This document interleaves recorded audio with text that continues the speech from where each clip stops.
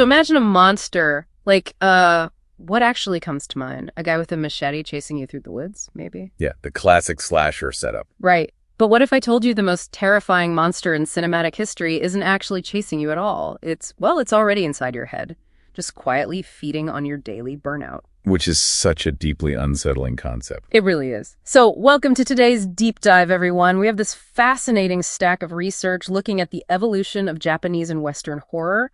And our mission today is to figure out exactly how these different cultures, engineer cinematic nightmare fuel. And we are hitting a really compelling cultural collision point for this topic. I mean, the year 2027 acts as this massive milestone. Oh, right, because of the Fukushima timeline? Exactly. Japan is scheduled to physically confront all that highly radioactive debris at the Fukushima plant, which is a literal lingering nightmare. But then on the flip side, 2027 also marks the 30th anniversary of the Satoshi Kon's animated masterpiece, Perfect Blue. Okay, let's unpack this, because usually when we think of Western horror, the threat is super obvious. It's like an external monster just smashing your computer monitor with a sledgehammer. Very blunt force trauma. Yeah, exactly. But Japanese psychological horror feels more like a silent computer virus. Like it just slowly corrupts your operating system from within without you even realizing it's there.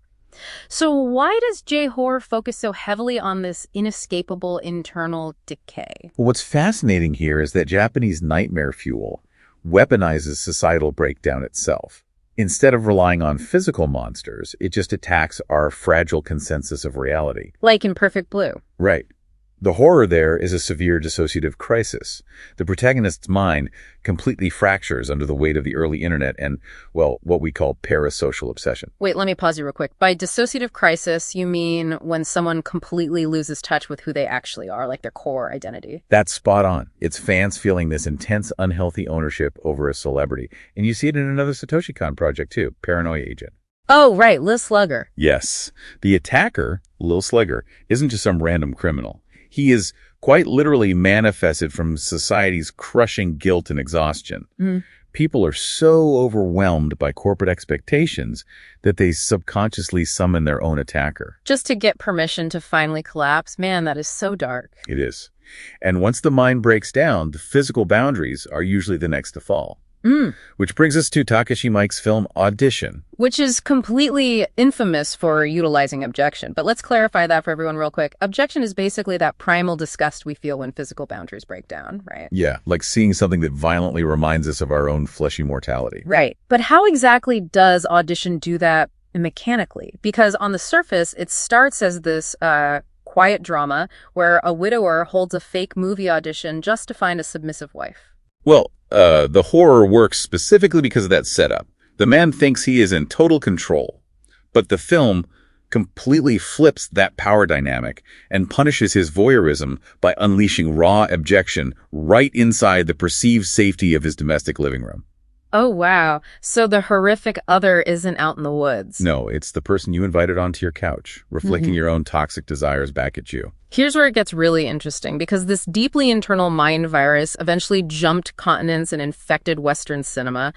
But I have to challenge this premise a bit. Okay, go for it. Western horror usually relies on massive, unfathomable scale, like infinite space or these huge Judeo-Christian concepts of hell.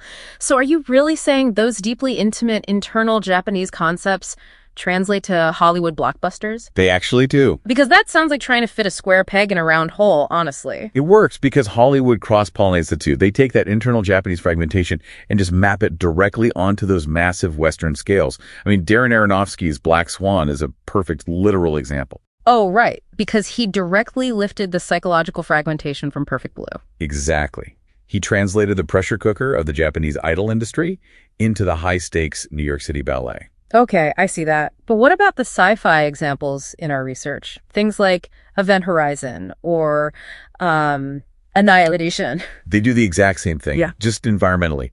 Event Horizon features a spaceship that travels to a sentient Dantean hell in deep space. But the evil cosmos doesn't just randomly attack them, right? No, it literally reads their minds. It feeds on the crew's personal guilt and uses their own tragic memories to drive them to self-mutilation. So the infinite void of space is basically just acting as a giant mirror for their hidden sins. Precisely.